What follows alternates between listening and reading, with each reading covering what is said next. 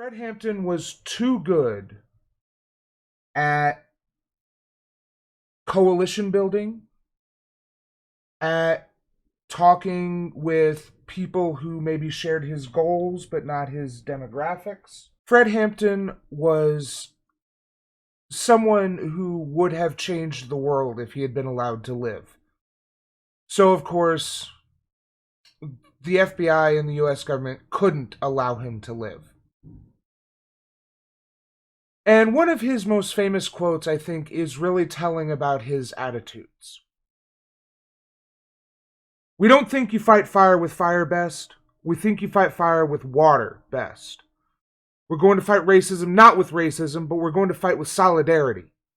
We say we're not going to fight capitalism with black capitalism, but we're going to fight it with socialism.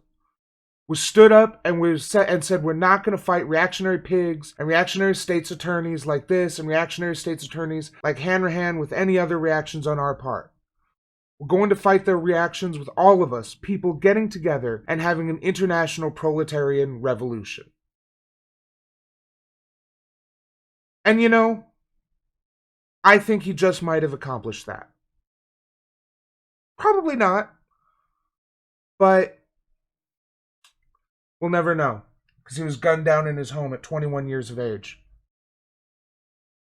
I wanted to watch this Democracy Now! Documentary they put out 10 years ago now, on the 40th anniversary of his death, to learn a little bit more about him. So, join me, won't you?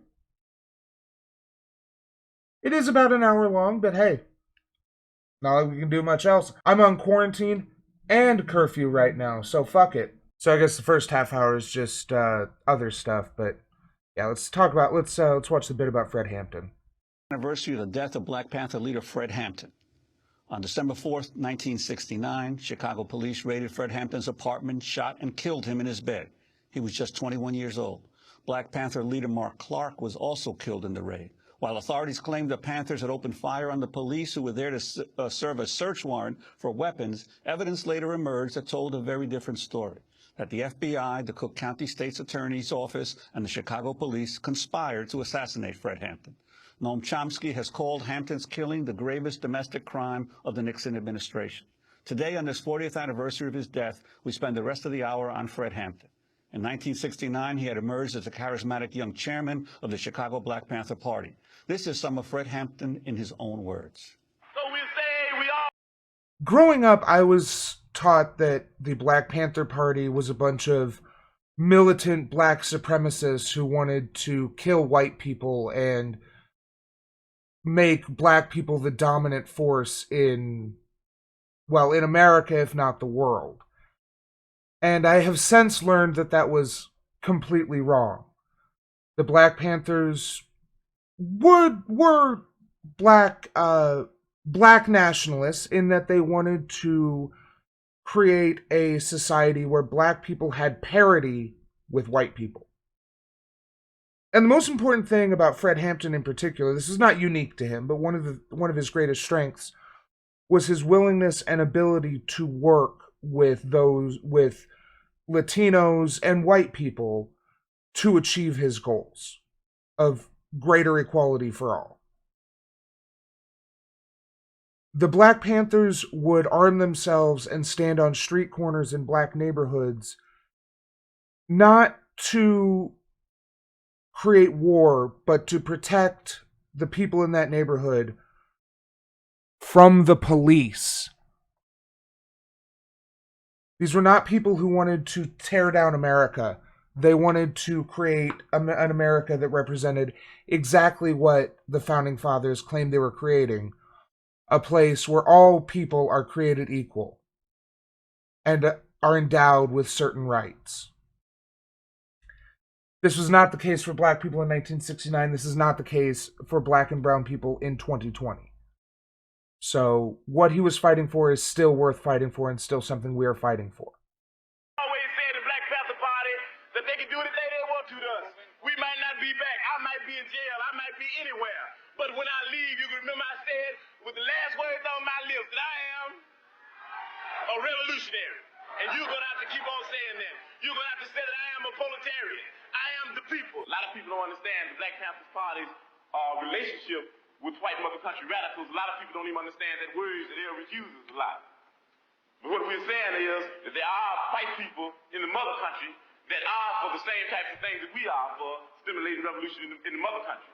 And we said that we will work with anybody and form coalition with anybody that has revolution on their mind. We're not a racist organization because we understand that racism is an excuse used for capitalism. And we know that racism is a byproduct of capitalism. Everything would be all right if everything was put back in the hands of the people. And we're going to have to put it back in the hands of the people. With no education, the people take this local foundation and start stealing money because they won't be really educated to why it's the people's thing anyway. You understand what I'm saying? With no education, you have neo-colonialism instead of colonialism, like you got in Africa now, like you got in Haiti. So what we're talking about is there has to be an educational program. That's very important. As a matter of fact, it's so important for us that a person has to go through 6 weeks of our political education before he can consider himself a member of the party, able to even run down ideology for the party. Why? Because if they don't have an education, then they're nowhere. You dig what I'm saying? They're nowhere because they don't even know why they're doing what they're doing. You might get people caught up in the emotionalist movement. You understand me? You might get them caught up in because they're poor and they want something. And then if they're not educated, they want more. And before you know it, they'll be capitalists. And before you know it, we have Negro imperialists. We don't think you fight fire with fire fists. We think you fight fire with water fists. We're going to fight racism, not with racism, but we're going to fight with solidarity. We said we're not going to fight capitalism with black capitalism, but we're going to fight with socialism. We stood up and said we're not going to fight reactionary pigs and reactionary state's attorneys like this and reactionary state's attorneys like Hanrahan with any other reactions on our part. We're going to fight their reactions where all of us people are getting together and have an international proletarian revolution. Black people need some peace. White people need some peace. And we are going to have to fight. We're going to have to struggle. We're going to have to struggle relentlessly to bring about some peace because the people that we're asking for peace, they're a bunch of megalomaniac warmongers, and they don't even understand what peace means. And we've got to fight them. We've got to struggle with them to make them understand what peace means. Bobby Seale is going through all types of physical and mental torture. But that's all right, because we said even before this happened, and we're going to say it after this, and after I'm locked up, and after everybody's locked up, that you can jail revolutionaries, but you can't jail a revolution. Right. You might want to liberate like it. No, but you can definitely turn its people into enemies and whitewash their actions to the point where the revolution sputters out and dies. That's why social media and the fact that everyone has a high definition video camera in their fucking pocket these days is one of our greatest weapons. That's why the Blackout Tuesday yesterday just bothered the fuck out of me, because everyone was just posting black squares and undoing a great deal of effort put forth by the modern day successors to Fred Hampton for the Black Lives Matter organizers and protesters. Just replace it all with black squares. It was a good idea that was co-opted by bad people.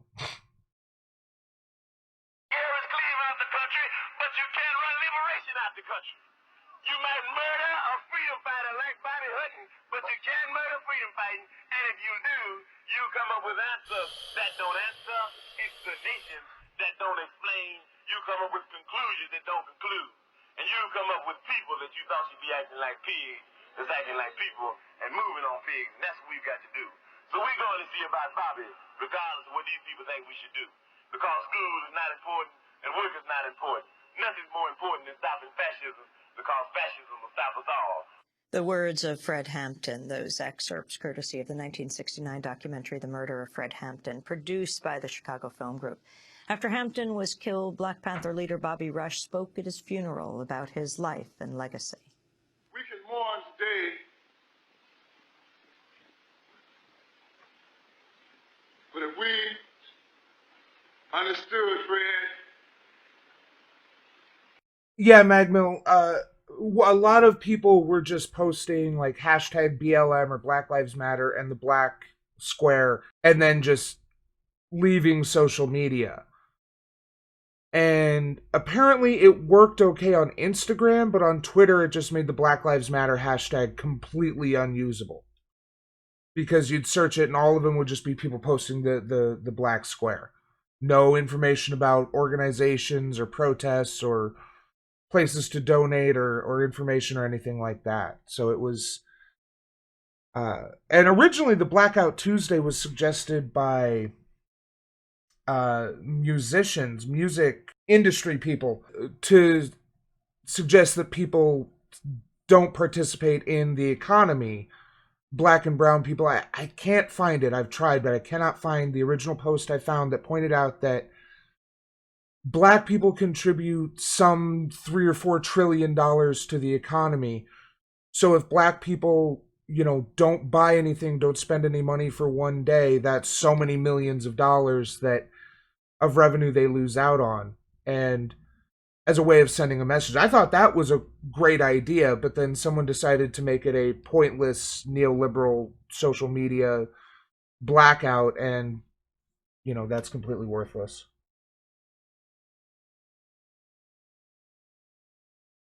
Yeah, exactly. It was a music industry thing that got co-opted into being a harmful thing. We are dedicated that his life wasn't given in vain, then there won't be no more mornings tomorrow. Then all our sorrow will be turned into action. He said, remember one thing, and that's be strong. He wasn't afraid of anything. Former Black Panther and now Chicago Congressman Bobby Rush. For more on Fred Hampton's life and death, we're joined in our Democracy Now! Printing press studio by attorney Jeffrey Haas. He is the author of a new book called The Assassination of Fred Hampton, How the FBI and the Chicago Police Murdered a Black Panther.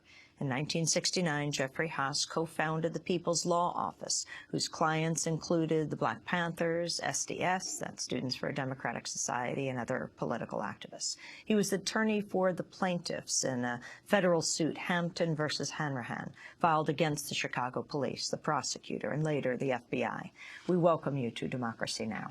Thank you. Great So to be here. go back in time with us, 40 years ago. Where were you when Fred Hampton and Mark Clark were gunned down in their beds in Chicago by the police?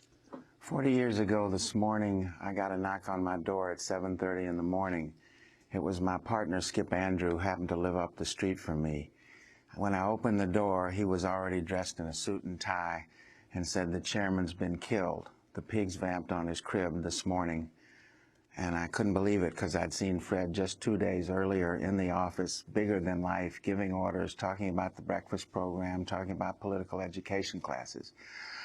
I looked at Skip and I was, as I said, somewhat totally taken by surprise. And Skip said, "I'm going to go to the apartment." And I said, "Well, what do you think I should do?" And he said, "Why don't you go interview the survivors?"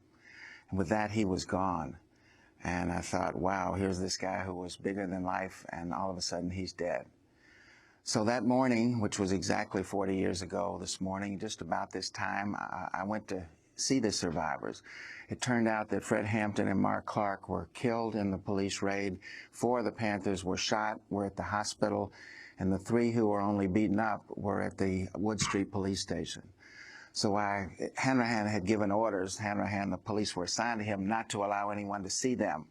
But I sort of worked my way through that, and the first person I saw was Deborah Johnson. She was Fred Hampton's fiancée, and she was 8.5 months pregnant with their child. So very much like this table, although a smaller one, I was sitting there, and I looked at this woman, and she was still crying, and I said, "What happened?" And she said, "Well, the pigs came in shooting. We were in our bed. I got on top of Fred at one point to try to protect him. Somebody pulled me out of the room. After I was pulled out of the room, 2 policemen entered the room, and one of them said, 'Is he dead yet?' I heard 2 shots, and then the other one said, 'He's good and dead now.'"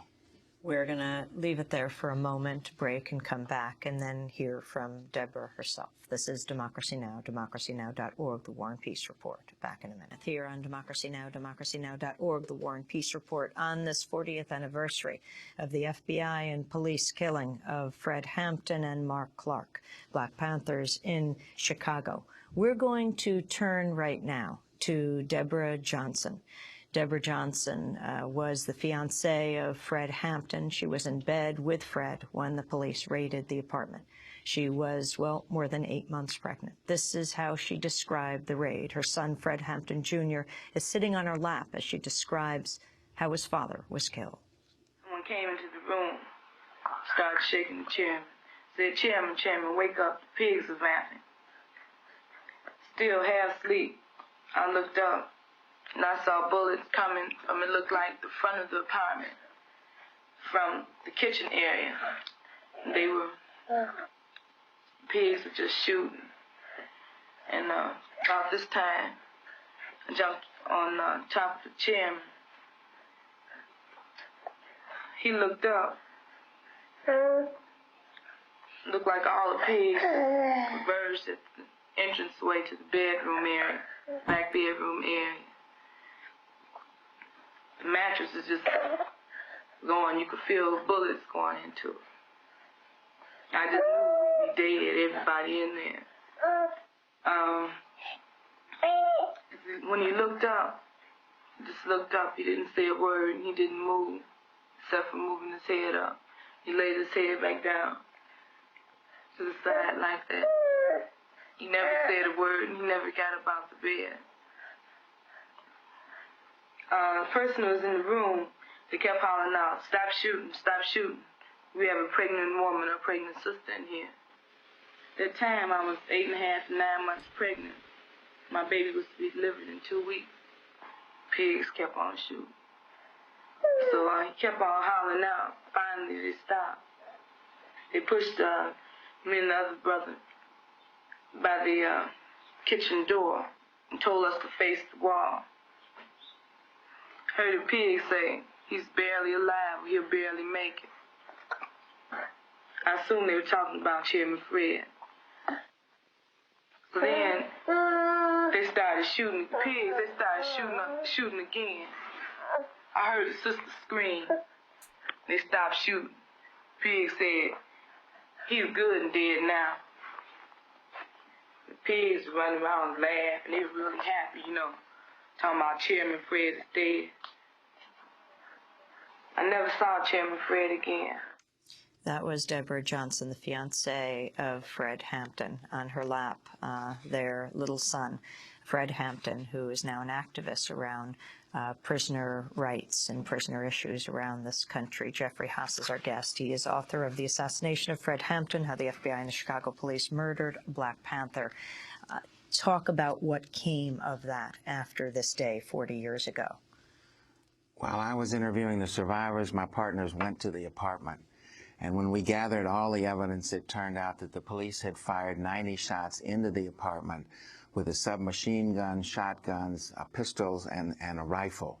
There was only one outgoing shot, and that came from a Panther who had been fatally wounded, and it was a vertical shot after he was hit himself.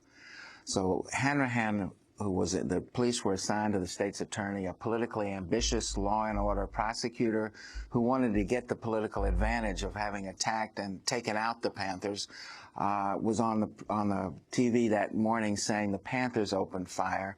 It turned out we proved that, quite to the contrary, it was a shoot-in, not a shootout.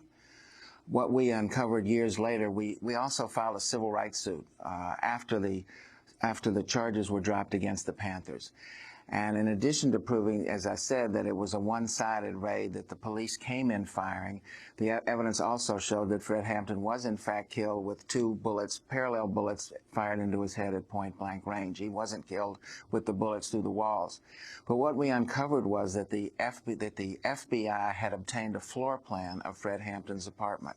That floor plan was complete with all the furniture, including the bedroom where Hampton and Johnson slept, and a rectangle showing the bed. And it turned out that this FBI informant, William O'Neill, and his control took that floor plan and gave it to Hanrahan's raiders before the raid, so that they came in knowing the layout, knowing where Fred would be sleeping. And when we looked at the directions of the bullets, in fact, they converged on the bed where Fred Hampton was sleeping that morning. As I recall, a lot of the bullets were shot from the floor below as well as they were. No, they were from the front door and the back door, and then they took one of the machine gun and stitched the wall in the front, and that went through all of the bedrooms in the apartment. And the role of the FBI and of COINTELPRO, the FBI's massive program against dissidents in the United States. How did you uncover that as well? Well, first there was a burglary at the Media, Pennsylvania FBI office, in which some draft dodgers uncovered that there was this program that talked about basically it was an attack on the entire black movement, and particularly on the Panthers, and it talked about disrupting, destroying, and neutralizing the Panthers by any means necessary. And one of their objectives was prevent the rise of a messiah who could unify and electrify the black masses. Fred Hampton, at 21, was a tremendously charismatic and powerful figure in Chicago. He could talk to welfare mothers, gang kids, and he could talk to law students and college students. He had the ability to pull people together. You got a little glimpse of that in the clip that you saw. But he made people believe in themselves. He made people feel powerful, and that they could bring about change. And that was his real threat. And so we knew there was this program to imagine if Fred Hampton had lived. Imagine if he had gone into politics and tried to affect change that way. Or if he had been able to grow the Black Panther movement to actually have some change and fight back. I mean, I don't want to seem like a doomer here, but it seems like his action, the outcome of his actions was inevitable. That he was going up against not only the entrenched attitudes of your average American, but the attitudes of the FBI and Nixon. So, unfortunately, it does seem inevitable, but imagine if something had changed, just one little change, and he had survived this and had gone on to build the coalitions he had been building, had created the movement of proletarians, not black, not white, not Mexican, but build that movement. How much better would the world be today if Fred Hampton had been allowed to impact it more than he had in his short 1.5, 2 years of political advocacy? Prevent the rise of a messiah. We knew about the floor plan. Then we uncovered a document that they gave the informant a bonus after the raid because his information was invaluable to the success of the raid. So internally, the FBI actually took credit for this raid for the results that Fred Hampton and Mark Clark were killed. Talk about Willie O'Neill. William O'Neill was he was uncovered because he became a witness in another case. And I guess we all knew William O'Neill. He was a very flamboyant person, and I guess my idea of an informant was somebody who sits quietly in the corner and takes mental notes. That was not William O'Neill. He was a provocateur. He built an electric chair that was supposedly to threaten potential informants in the party when he was an informant. He attempted to build what he called a rocket that would go from the Panther office to City Hall until Fred Hampton... Explain his position in the Black Panthers. He was the chief of security, and at one point he was Fred Hampton's bodyguard. And he was present the night of the raid and left. And there was evidence that Fred Hampton was drugged, and he's never admitted it, but some of that evidence suggests that O'Neill was the one who drugged him the night of the raid. I want to ask, just play for a minute get your response to Cook County State's Attorney Edward Hanrahan. After the raid, he repeatedly claimed the Panthers had opened fire on the police. This is how he described what happened. The immediate, violent, criminal reaction of the occupants in shooting at announced police officers emphasizes the extreme viciousness of the Black Panther Party. So does their refusal to cease firing at the police officers when urged to do so several times. That was Ed Hanrahan, the Cook County State's Attorney. Your response to him, and also what happened to Hanrahan as you sought to pursue the truth of the murder of Fred Hampton. When we gathered the evidence, and you can tell which way a bullet enters from the smaller hole and exits with a larger hole and the wood splayed outward, it became clear that, as I said, 90 shots came in and at most one, a vertical shot, went out. The Panthers were smart enough to invite the community in. The police never sealed it. And the black community, which had been divided on the Panthers, was not divided on the fact that a young man was murdered in his bed, a young leader, at 4:30 in the morning. So there was a tremendous reaction. And Hanrahan became defensive and told the story that you just saw. And later on, he even went further and said, well, Fred Hampton personally was firing at the police. And he gave the Chicago Tribune a photograph. The photograph had 2 black dots on it, and he says, these are the gunshots that Fred Hampton fired. We invited the press out there. It turns out those dots were nail heads. And I think that was the beginning of the end of Edward Hanrahan. He never got elected to anything again. Even a Republican was elected state's attorney of Cook County, which was unheard of. He ran for mayor. He ran for congressman. And basically, his political career ended on December 4th, just at the time when he thought it would rise. I want to talk about the overall context with Jeffrey Haas. Some minor justice to come of this. But in 1969, you were one of the leaders of the Columbia student protest, one of the founders of the Young Lords. What was the effect 40 years ago today? Where were you on this day? I remember very well the news coming about Fred Hampton's death. And of course, as you mentioned, his ability to unite people. Very few people are aware that Fred Hampton was the original creator of the concept of the Rainbow Coalition that a young Jesse Jackson then adopted later, because he was building unity between the Black Panthers and the Young Lords and some white radical organizations in Chicago, and he called them the Rainbow Coalition, which is what Jesse then adopted into as his main program. But he had this ability to unite all kinds of different groups, as you say, racial groups, as well as across economic lines. And in terms of the legacy of Hampton, obviously Bobby Rush, who later became a congressman in Chicago, still is a congressman. What has been in Chicago the way that the political establishment has dealt with the reality of this assassination and of the historical impact of Fred Hampton? Well, I think for one thing, it marked the independence of the black political leaders in Chicago, who had up until then had been pretty much lackeys of the mayor and the Democratic machine. And a young state senator named Harold Washington spoke out, and Danny Davis spoke out, and Jesse Jackson welcomed Bobby Rush. And all of a sudden you had an independent and much more progressive black political machine, or part of the machine that was independent. And I think that group and white liberals were given credit for eventually electing Harold Washington mayor as Chicago's first black mayor.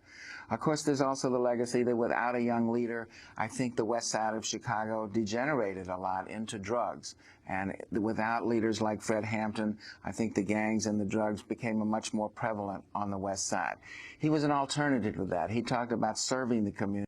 And this is ignoring the, I'm pretty sure, established fact, but I'll hedge my bets here and say conspiracy, that the FBI and the CIA introduced crack cocaine to black neighborhoods to pacify them.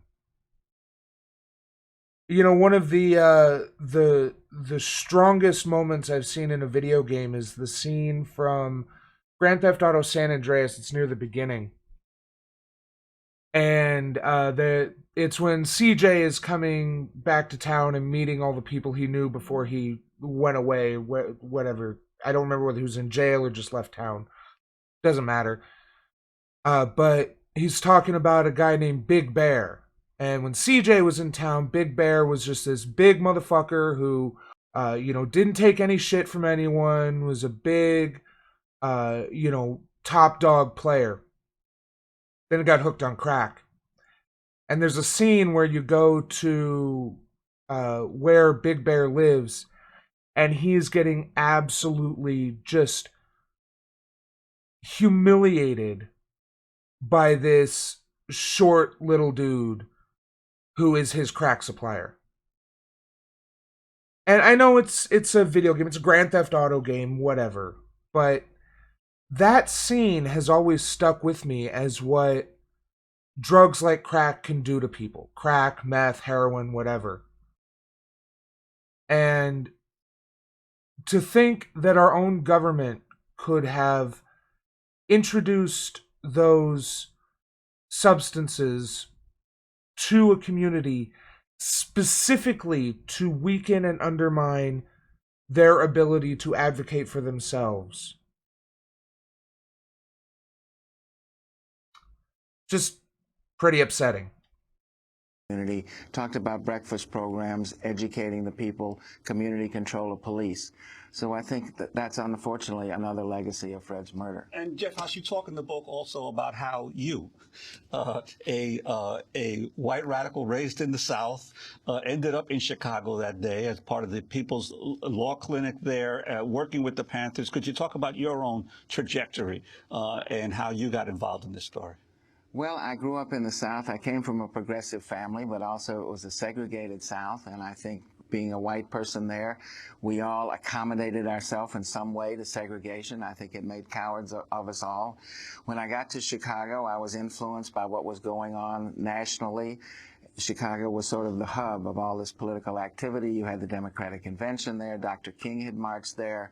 You had the conspiracy trial starting. You had the National Office of SDS. All the forces were converging, and I was very much moved by the Black Power movement, the Civil Rights movement. So we wanted to be lawyers for the people. So we started the People's Law Office in a sausage shop. And I think we started it with a sense of collectivity. So it wasn't just me. There were 4 or 5 of us who from the get-go worked together. And our mandate was to expose the murders, who the killers were of Fred Hampton. We did not know that it would take us to J. Edgar Hoover and John Mitchell and the seat of government. But of course, it turned out that way. And the more we dug and the more we uncovered, the more interested we got, and the more we realized that this was a national program. Some people have compared Hanrahan's group to sort of a local hit squad, and but was utilized by the federal government and by Hoover. And I think, unfortunately, or not surprisingly, no one has ever done a day of time for the murder of Fred Hampton, for that raid. So I think another legacy is to try to hold our government officials accountable. And interestingly enough, when the Church Committee in the 70s began to investigate COINTELPRO as well as Watergate, it was Dick Cheney and Donald Rumsfeld, Ford's chief aides, who opposed any kind of exposure of this illegality or any kind of restraint on the Intelligence Committee. We have to leave it there. I want to thank you very much for being with us, Jeffrey Haas. Assassination of Fred Hampton is his book, How the FBI and the Chicago Police Murdered a Black. I think it's worth mentioning that the only reason we know so much about COINTELPRO and specifically about the murder of Fred Hampton is because a couple of base patriots broke into one of the FBI records buildings and stole and published a great deal of COINTELPRO data back in 1971. So when people say that COINTELPRO ended in the 70s, that's the reason why they say that, because the FBI explicitly, performatively closed the program and said they were going to stop it.